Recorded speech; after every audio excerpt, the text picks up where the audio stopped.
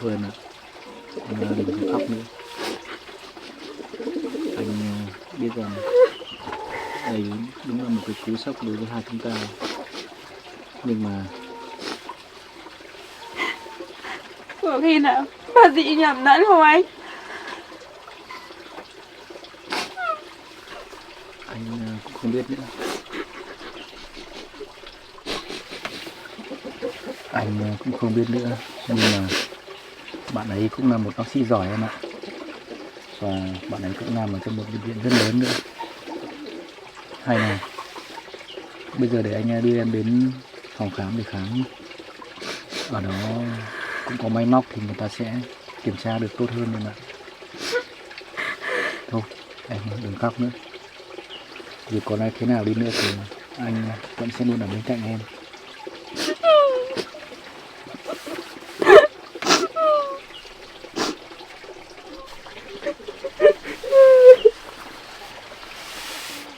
Thôi được rồi, bây giờ anh cứ lên đi. Để anh lấy đồ để anh sẽ đưa em đi nhé.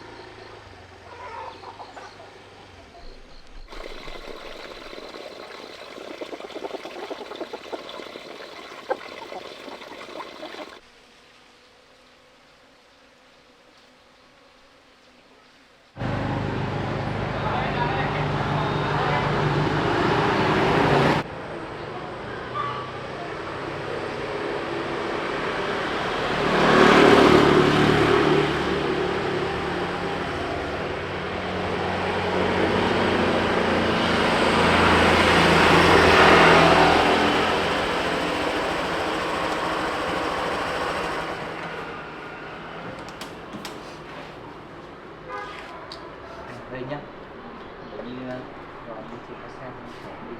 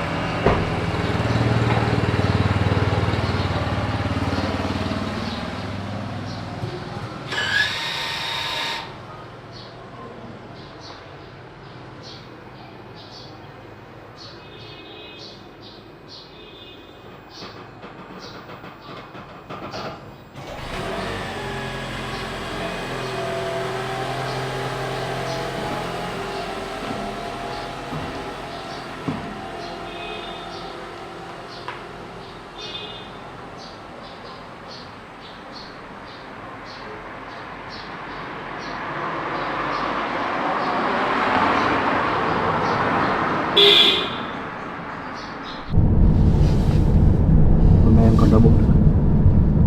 Không anh ạ. Thôi, cố gắng lên em. Anh nói chuyện là xuyên qua đấy. Cố gắng lên em nhé.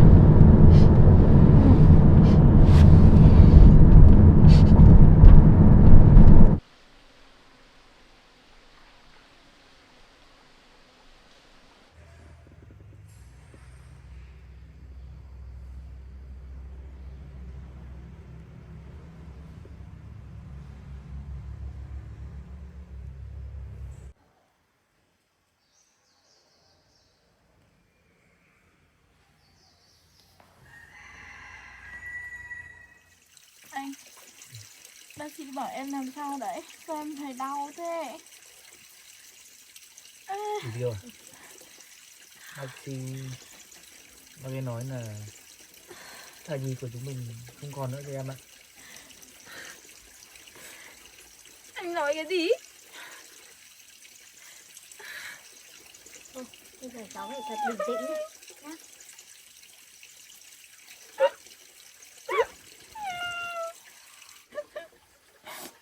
Sao lại như thế được? Đi rồi. Anh cũng không biết nữa. Nhưng mà Thôi, cháu cũng đừng khóc nữa. Cháu bây giờ phải thật bình tĩnh để giữ gìn sức khỏe, không có gì ảnh hưởng đến sau này nhá.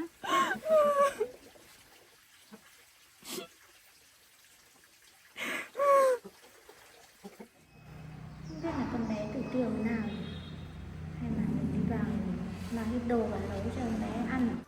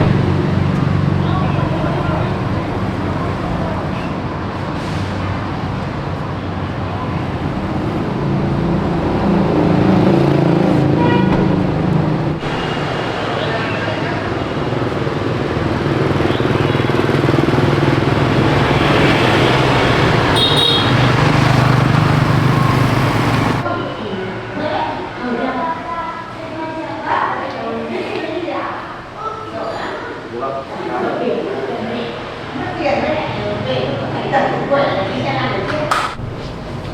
vâng, chào anh. Em mong muốn cho nhà em đi kiểm tra. Kiểm tra là thai của nhà em bị hỏng ấy, bây giờ em kiểm tra lại xem cho nó chắc chắn này. Để nó giúp em. Thai được mấy tuần rồi nhỉ? Chưa được đầu tuần, bây giờ hơn. Thế là nằm đến đây em kiểm tra thôi.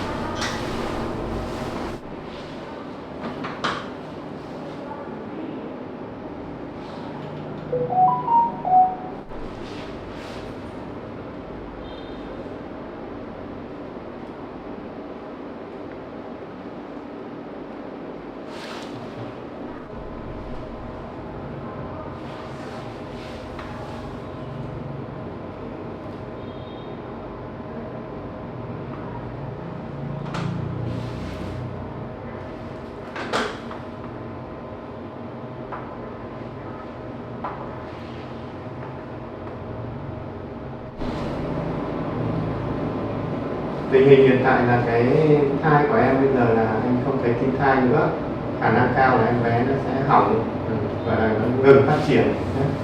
Vâng.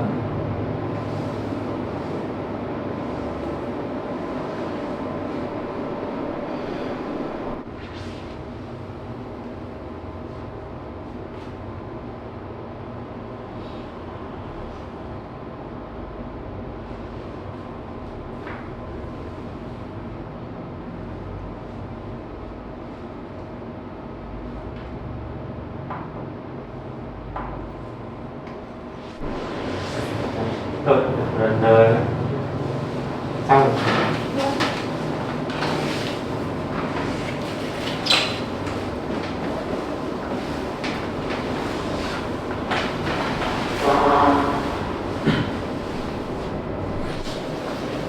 Được đây, kết quả này. Vâng, em chịu. Ra ngoài anh đoán nhé. Dạ vâng. Rồi.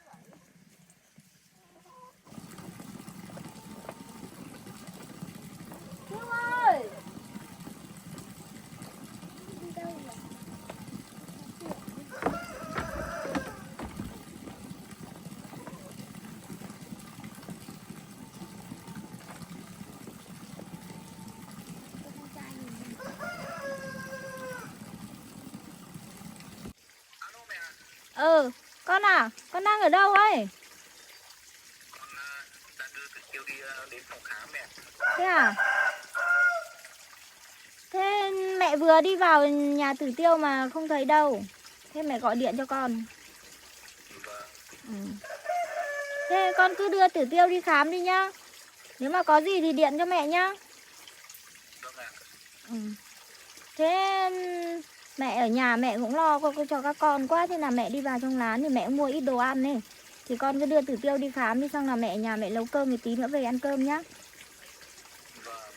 Mẹ cứ nấu đi, ăn nữa con vào buổi trưa về. Ừ. Thế nhá. Vâng.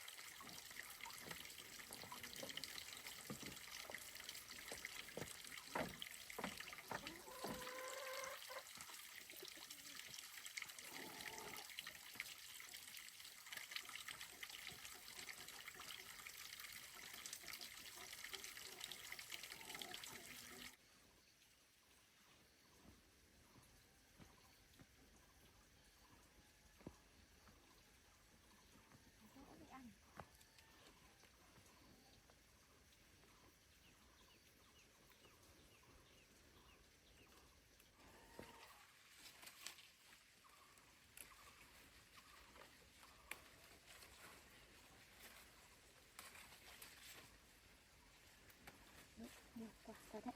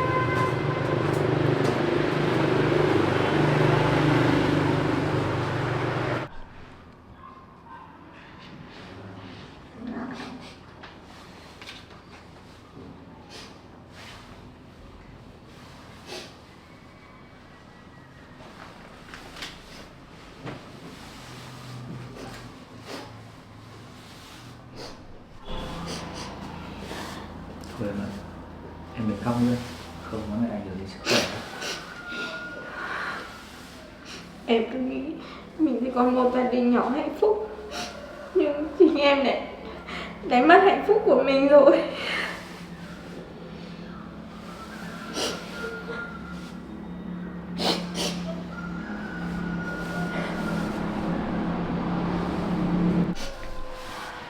Thôi em đừng suy nghĩ như thế nữa. Cái này là chắc cũng không phải là do em đâu. Bây giờ chúng mình sẽ làm lại từ đầu em nhé.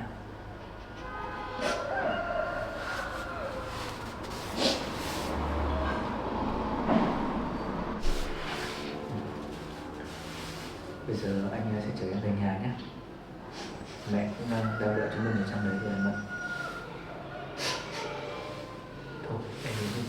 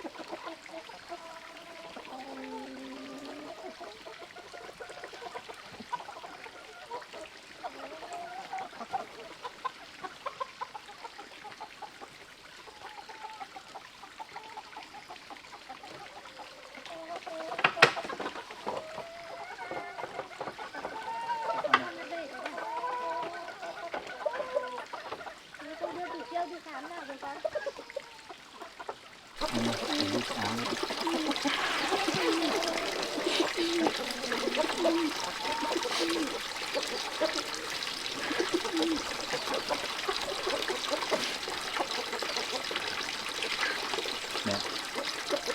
Con cũng đã đưa Thủ Tiêu đến phòng khám vườn.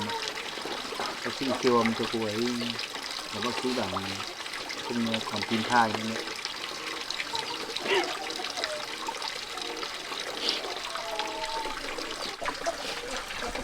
Thôi các con ạ, các con cũng cố gắng lên để mà động viên nhau. Thế bây giờ sự việc nó đã xảy ra như thế rồi ấy, thì các con cũng đừng suy nghĩ nhiều nữa. Vâng, con cũng động viên kịp cho Thủ Tiêu này. Rồi, con nghỉ đi.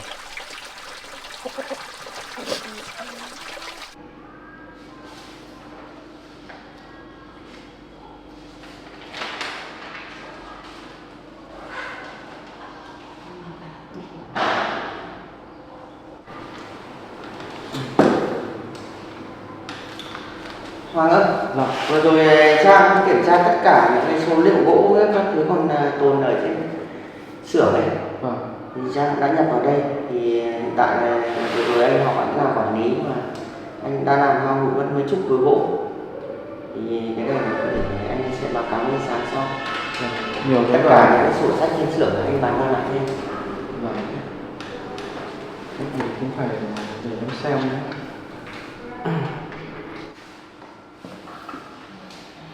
Cái lượng gỗ nó hụt nhiều như này thì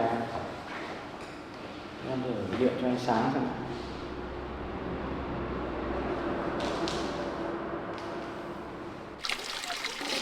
Đó, con này cũng đã nói chuyện với Thủ Tiêu rồi.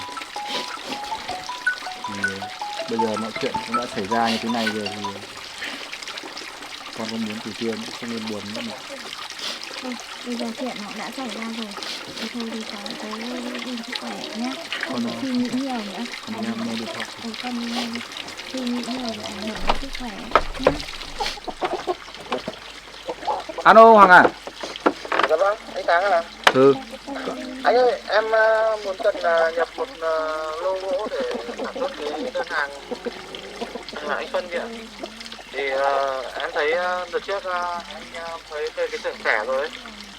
Thì em muốn nhập một lô gỗ lớn về để xẻ để mình có nguyên liệu xử lý cái đơn hàng kia anh nhé. Ừ. Thôi được rồi, bây giờ cái vấn đề này thì em cứ nói chuyện với lại Egan nhá. Anh cũng đang có một số công việc nữa. Cái gỗ này thì hai anh em với Egan là cứ bàn nhau để làm việc nhá. Vâng, thế để em bàn luôn với anh ấy ra. Rồi, anh chào em. Chào anh.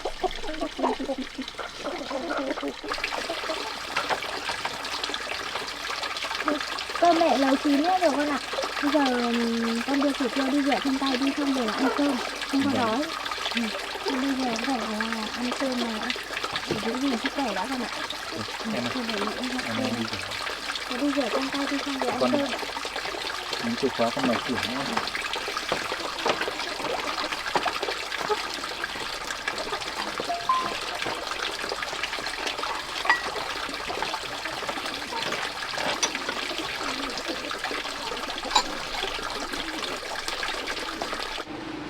Anh Egan ơi, tình hình là ở trên xưởng ấy, theo giấy tờ với cả em làm trên đường hôm thì cái lượng gỗ đang thiếu khá là nhiều. Cái đơn hàng của anh Xuân gửi tới thì nó nhiều ấy, đang thiếu thì em đang muốn hỏi là mình đang nhập gỗ như thế nào. Được rồi, cái đấy thì anh sẽ bảo Trang sẽ gọi điện cho bên người ta sẽ cung cấp cho. Vâng. Thế nhưng mà em thấy theo cái đơn giá nhập của công ty này thì em đang thấy cái chỗ mà Trang đang nhập đây ở trên bàn giao với em đây thì cái giá này so với cái đối tác hôm rồi chào ấy, nó cao quá anh ạ. Mà chất lượng gỗ thì nếu mà theo như ở đây với cả như đối tác kia nói thì là như nhau, nhưng mà cái đơn giá bên kia nó rẻ hơn khá là nhiều. Thì giá đấy vẫn là từ trước là đến giờ là công ty mình vẫn nhập với giá như thế mà.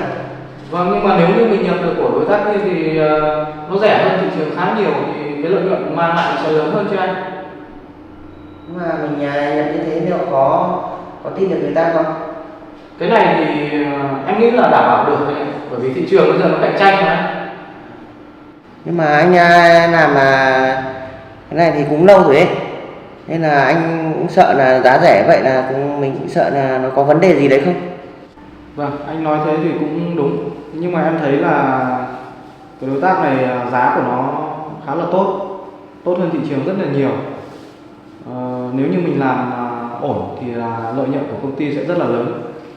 Và theo em thì mình nên có khoảng độ 4-5 đối tác để mình nhập các cái nguồn nguyên liệu của mình. Sau này mình sẽ dễ xử lý trong các cái việc mà nguồn nguyên liệu của mình. Nhưng mà với những cái đối tác mới là mình phải đi kiểm tra được ạ. Vâng, cái đấy thì em nghĩ là em sẽ kiểm tra được thôi này. Vâng. Và với những vấn đề như thế này, đối tác mới này thì mình cũng phải lên ra hỏi anh Sáng. Vâng, em sẽ báo cáo của anh Sáng không?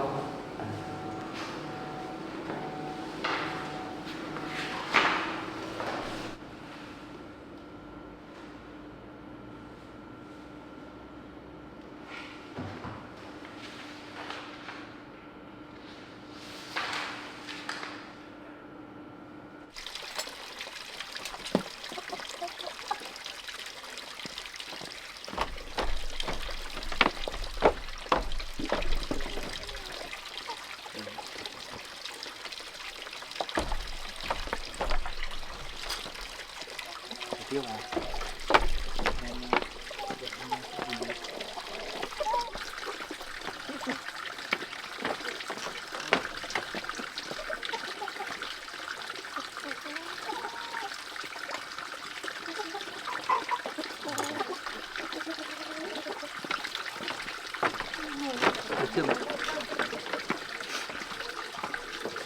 Em ngồi đây nhá, để ngon này không có gì.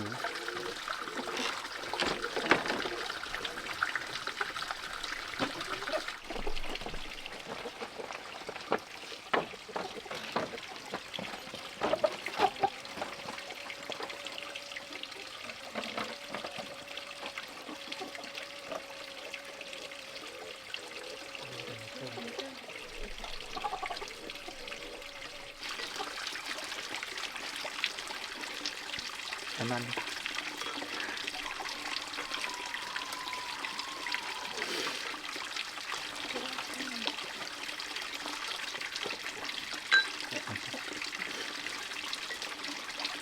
Cơm này nữa.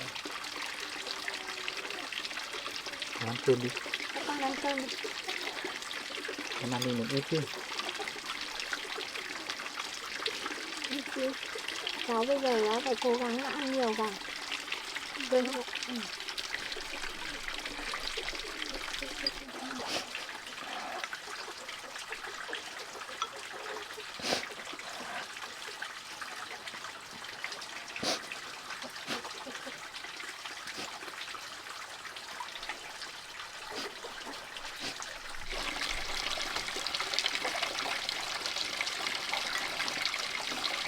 Bác ăn thì anh em không nuốt nổi đâu em ạ.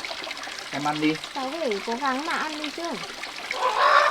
Cháu xin lỗi mọi người nhưng cháu không ăn được.